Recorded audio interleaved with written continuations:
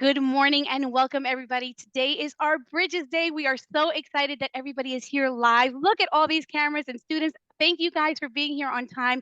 I want to welcome everybody. We are so excited. Teachers, get to those keyboards, type in good morning. I see good morning from South Carolina. Good morning from Maryland is here and New York is here. We're so excited. But today we have the amazing Milton Davis here who's going to lead us in our introduction to Bridges. But then the stars of the show are going to be your students. But Milton, if you want to take it away and introduce them to Bridges so that I know that these students are super excited to get building today. Oh, it's very exciting. Thank you so much, Monica, for that awesome introduction. We're very excited. It's Bridge Day. This is a major, major day for us. You all are going to be developing bridges, and you're going to learn why bridges are so important. It's not just a bridge that to take your car across some river or stream. These bridges are life-changing for sure. But before I jump in, I want to give a special shout out to Joanna and James and Jerry.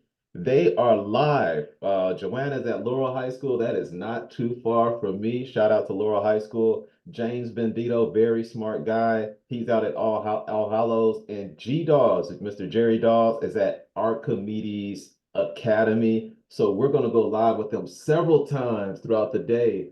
And we may be coming to your school, your town soon. Also, I want to do a really quick promo that we are going to be performing this challenge in this presentation in about 15 minutes. So I would love it if you can grab 2 sheets of paper, grab your cell phone if you can. We're going to work through this 2-minute paper bridge design challenge. It's going to help inspire you as you develop your actual bridge. All right. So you're probably wondering, who is this guy who's talking? I'm Milton Davis. I've been working at NASA since 2001. That shows my age constant. But what I really love doing is working with Engineering Tomorrow as the curriculum coordinator. I have a bachelor's in aerospace engineering. Okay, that's why I work at NASA. I have a master's in project management. I'm a space vehicle manager for a mission called Awesome One. You can't beat that. And I have a master's certificate in robotics because I love robots. What I do is I develop spacecraft, and just like a bridge, these spacecraft have to be built to survive load and pressure. You know, the launch environment to go into space is crazy.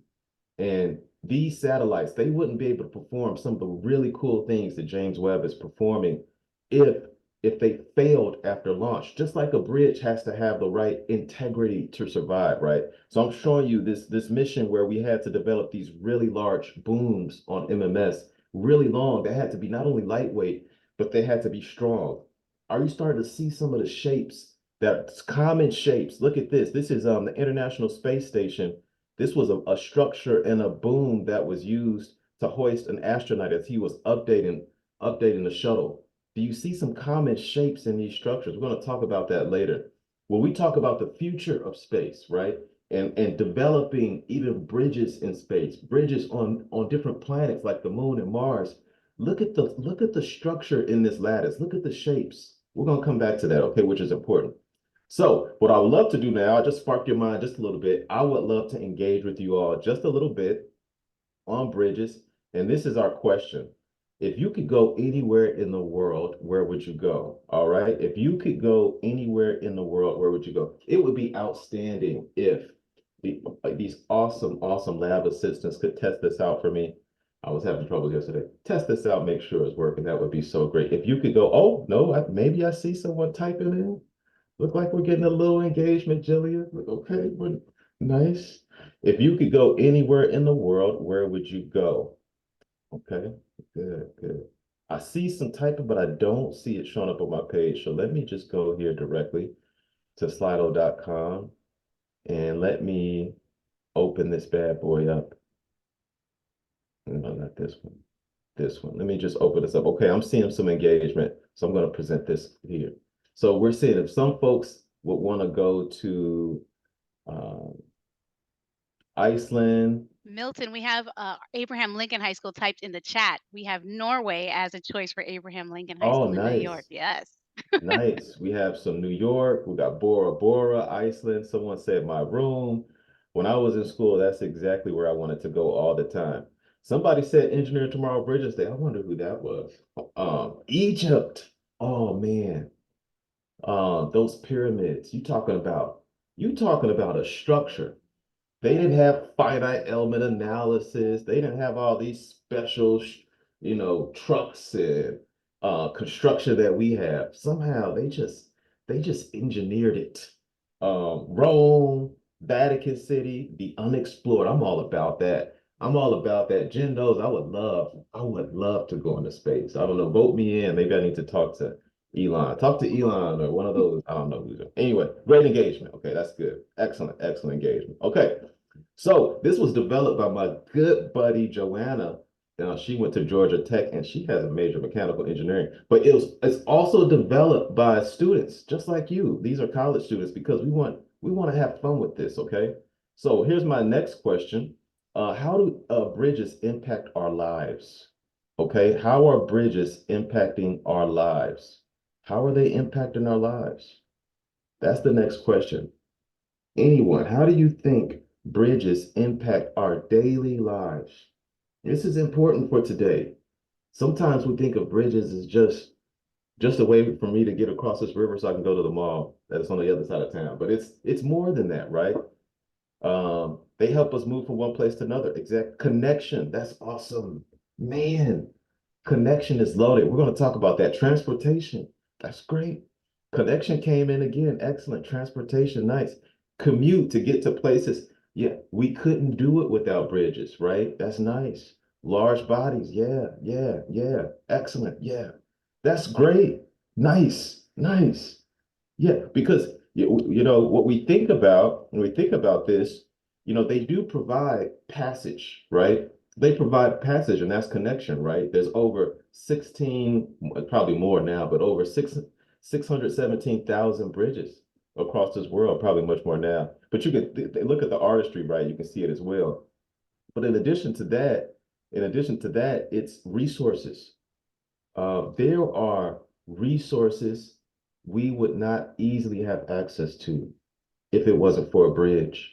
And if you think about it across this world where they don't have access to clean water, they may not have access to medication and doctors, things that are critical, education, right? That a bridge provides passage to an area that can really level them up in life. So what you're doing today with Engineering Tomorrow is you're changing the world. You're engineering tomorrow. You're changing the world. Look at this. I love this. Access to bridges raise the average income levels to 30%. Wow. Wow. Okay. Bridges build connections. It's also, they may look different and have different purposes, but there's some artistry to them as well. I mean, you don't have to just build it to provide a connection. They're truly works of art. Look at this. I love this one right here with these hands. And when Constance and I were doing a lab with Australia, they had some outstanding bridges in Australia as well. But even though they may look different, they may be designed for different purposes, they all have the same fundamental design, and that is this. It's you want to be able to balance all of the forces, right? That could be sometimes we think of the forces as just a large truck traveling across the bridge, but also the force could be weather, right? There have been bridges that have fallen apart just because the weather resonated at the same frequency as the bridge, right? There could be we learned about it with the Francis Scott Key Bridge. A vessel could run into that bridge, right? So all of those forces have to be balanced. And we're talking about compression and tension. Those are forces. Type in the chat, what do you think are other forces outside of tension and compression? What do you think are some other forces that could be impacting a bridge? Okay. These severe weather is excellent. Thank you, Constance. These severe conditions. Thank you. Weather is excellent. What are some other types of forces, not just compression and tension? Um, Wind, thank you, high school community leaders. That's excellent. Nice, nice. Shearing, excellent. There you go, Betsy. Shear. Gravity, nice. Oh man, I'm gonna butcher this. Wikomiko? I'm so sorry if I got that wrong. Somebody said gravity and Slido. Thank you so much. You got Wacomico. oh, thank you. Wakamako. Also, you have buckling, which is like if you take a soda can and it buckles when you put pressure on it. That's another one. You also have torque, the rotational. Somebody said elasticity, that's excellent. The rotational forces, okay, those are other forces that get involved. And to do that, a bridge has to be designed with the type of shape and elasticity. I like whoever said that. And the structural integrity to survive all these kind of forces. So you can see some of the types of designs of these bridges. You see suspensions and trusses, and you see cantilevers. You see one of my favorite, the cable stayed, you know. There's also the type of bridges that kind of open up and close. Those are also just crazy types of designs. And what you're going to do, there's many different materials that you're going to use, but you're going to develop one of these types of bridges with some of these type of design features. Okay. So how did it all start? The bridges started, oh, friction. Friction is important. I like that, college center. So it started, way back in the day, more than likely prehistoric times. I think, I don't know if they developed this bridge with a tree. I think they may have seen that a tree spanned a small river and they thought, wow, that is a way to get safe passage. And then maybe they continued to develop it like that, right? But then, over time, as engineers grow and learn and innovate, like you're going to do on your bridge design today, they learned that shape matters. Look at this arc. That is one of the strongest shapes you can use to develop a bridge. It's tricky to develop with popsicle sticks. We'll talk about that, but that is one of the strongest shapes. Look at the arches, right? And you see the arches are consistent, but what's changed is the materials. See, when they move from concrete to metal like steel, they could take out some of the material and therefore take out some of the mass and still get the same strength and sometimes even greater strength. So that's going to be important as you think about it. So I'm going to break away from our presentation a little bit. I got some really great questions from you all today ahead of this meeting. Somebody asked about this bridge. This is the Francis Scott Key Bridge. Anybody type in the chat if you remember what happened with this bridge. Just say, yeah, I remember it, or I want to just say that anyone that has their business has been challenged, and even worse, if someone passed away, our hearts and prayers go out to you. Yeah, it was crazy, Betsy. Yeah. Thank you for remembering that. So there were some questions, like a vessel hit this bridge, and there are questions around, what can be done to prevent these safety issues.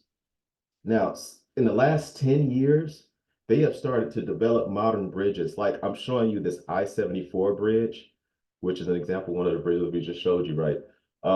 They're starting to be designed to survive vessel impact. And that means their shape, that means additional structure within the concrete, that means the materials, all of that has to come together to survive. Now, they may survive, but they may not be functional. There is not a bridge really that's out there that can really survive a vessel like this impacting it. But maybe it'll be easier to refurbish it and get it going, right?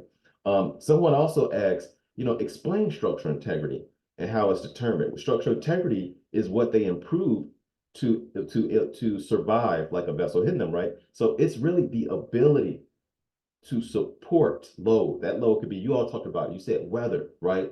It could be that natural frequency thing we talked about. It could be forces from cars and trucks. It could be a crazy boat running into it, right? It's to survive those loads without breaking. And what do we mean by breaking? Breaking doesn't look like you think. It doesn't always look like this huge thing running into it. It's these small little things, this really small fracture that happened due to fatigue. It wasn't one thing that hit it one time, not really hard, right? Ooh, I like that concept. It could be corrosion. It was over time, the loads over time that hit it and continue to hit it millions of times until you get a fracture. It's the same thing that happens to your body, an athlete that runs every day, basketball, football, tennis, every day, and over time, a fracture happens that didn't happen because of a large impact, right? Or it could be just deformation that's noticed, not a fracture, but deforming that can happen over time that you're also concerned about, right?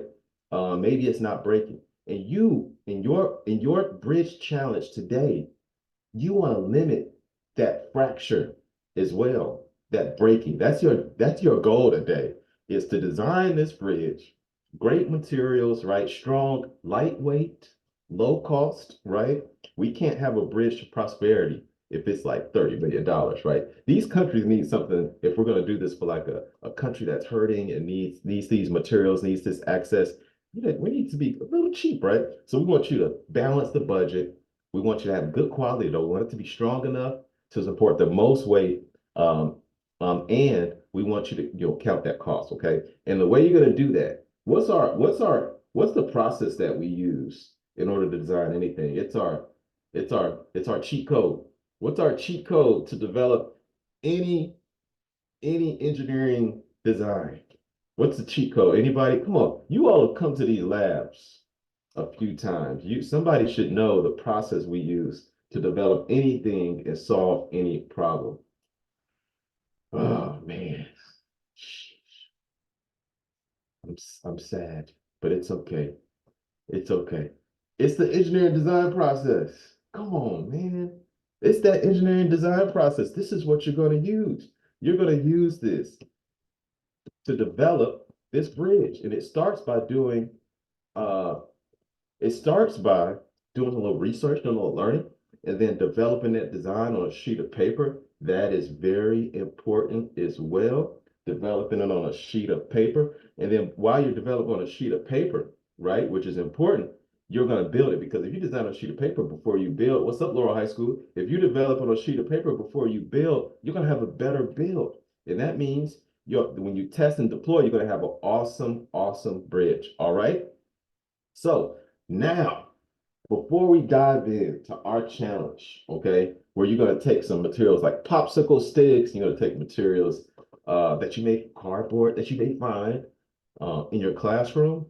I want you all to perform this design challenge. All right, this design challenge. Okay, so this challenge is for you all to take two sheets of paper. That's it. Take out two sheets of paper. This is like printer paper, 8.5 by 11, and you're going to develop a bridge that can support an entire cell phone. Right? Let's get those papers out. Get moving. I want to shout out. I want to see some classrooms working on this. You're going to take a paper out. It's going to be any design has constraints, so it's going to be about 3 inches wide. That's important, right? Okay, 3 inches wide, and you can use two pieces of tape if you want. But ultimately, you want to set it on books or on something and set it about 9 inches apart. Okay. Set it about 9 inches. This is the free length, 9 inches apart. Okay. That's what I want to see if you can do. I'll give you a little while to work on that challenge. Okay. Get working on that. And then I want to circle back. I can see Laurel High School, the teachers passing it around. Hey, if you want to do this, you can work on this in teams as well. Okay. Yeah. Providence High School. I see you all, Providence Grove. Hopefully you're setting this up. All Hallows, I see you. Okay, High School for Community Leadership, I see you all as well. Archimedes, I see you out there. Okay, great. And while you're doing that, we'll circle back to this, but some things to think about is you have a certain amount of force or pressure that it has to support. It's almost like a spring. If the force to pull a spring apart, what it causes a certain amount of response. That's X, a certain amount of response. That response is not just the movement, but it's also the displacement. Let me let you all see this one more time. 9 inches apart, about 3 inches wide, right? That's your goal, right? You can set it on books, however you want to do that, okay? But in order to limit the response, in order to limit that response, it has to be stiff enough. And that stiffness is not just driven by the material, like titanium is a great material, right? It's really strong. It's also driven by the shape. That's why we keep talking about arcs and trusses, shape. It's the same thing in life. In life, you all are dealing with a lot of pressure nowadays. Not only You got your homework. My kids got me, the parent who wants them to do super well all the time. There's probably a lot of pressure, right? You got social media and peer pressure. All of that is pressure. And, how you respond is driven by how you are shaped, your integrity, your character, right? That's important. Okay. So let me go back to this. Any schools out there, anybody done? Anybody have their paper bridge? They want to show it off? Anybody done? No? Yeah. Okay, I'll keep going. I'll give you some time. I'll keep working through this. So another great thing about this as you're working through this challenge is there are equations that you can use for sure that will help ensure that you develop the type of bridge that has the least amount of response. And it is really, really driven by your shape, that K, that stiffness, you know? When you see this equation, man, this elasticity and this shape and the length, they all really drive that response. Okay, Al Hollows, it seems like you all may be ready to kind of show off a bridge. Anybody ready? Hey, James Bendito out at Al Hollows, let me know if you all are ready to show off a bridge. Anybody ready? We'll give you another minute. Okay, so when you solve for this, what's really important in this equation, when you look at this, is, you got your force. If you got a high force, yep, that's going to make your response big. High forces, big stresses for sure, big deformation, big potential to fracture. High force like a vessel running into the Francis Scott Key Bridge. But another big word, look at this, the length. The longer the river or the area you need to span for safe passage, the higher the response. Big time. Oh, James, let me know if you got a team that's ready to show off their bridge. The higher the response, for sure. Big time. Look at that length. Cubed. Cubed. That means L times L times L. So you need to balance. We talk about balancing the forces. That has to all be balanced with the shape. Okay, with the shape. Okay, so let me stop sharing and let me highlight. There we go. Okay, I can see you all. Hey, James, you got to unmute. You got anybody that wants to show their paper bridge real quick? You got anyone? Yes, can you hear us? Yes, we can. We Yes. can. Show that thing off and The show camera, that cell phone support. Oh, nice. I'm trying to see if I can spin this camera. There's a group, we balancing it between two tables. And they're holding up some tape. Measure 2 phone in a bridge. And they use tape to hold down their paper between two tables that are about 4 or 5 inches apart. And they're holding, if you heard that, the kit and a tape, like a tape holder and a phone.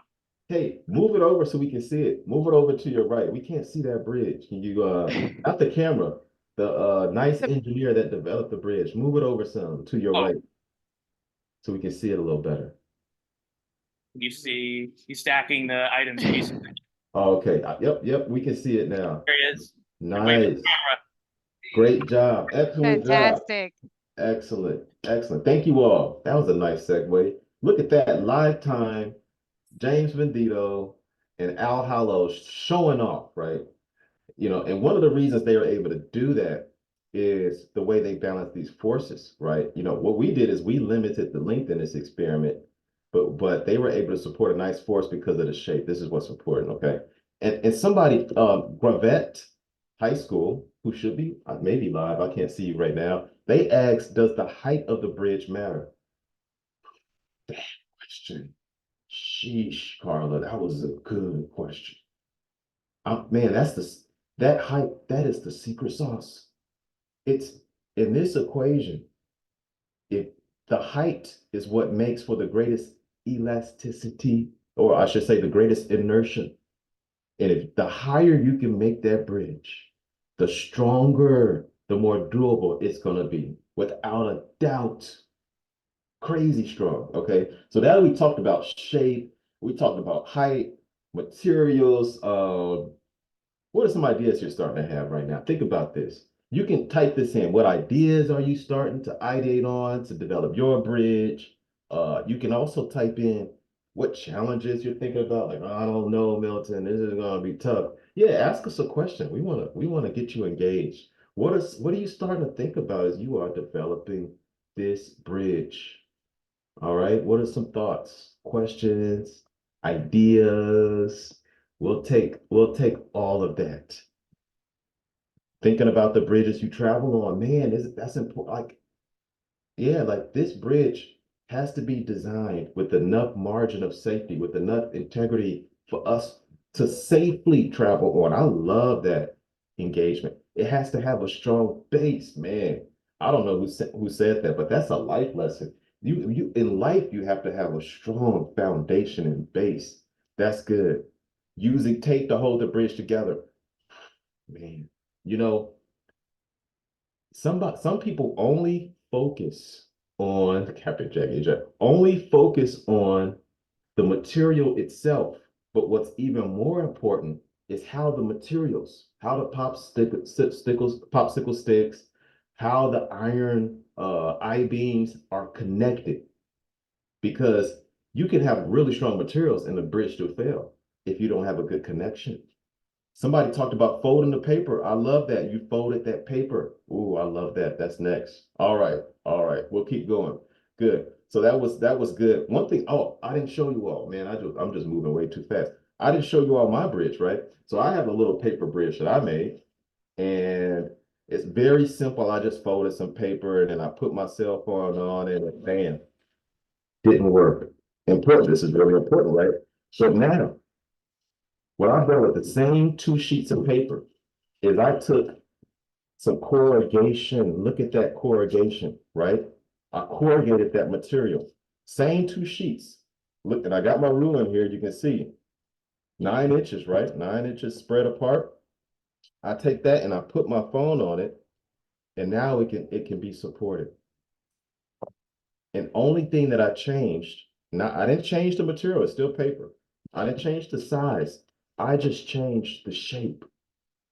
That shape really, really matters. Just like on this, it's just shapes. That's when you make this bridge.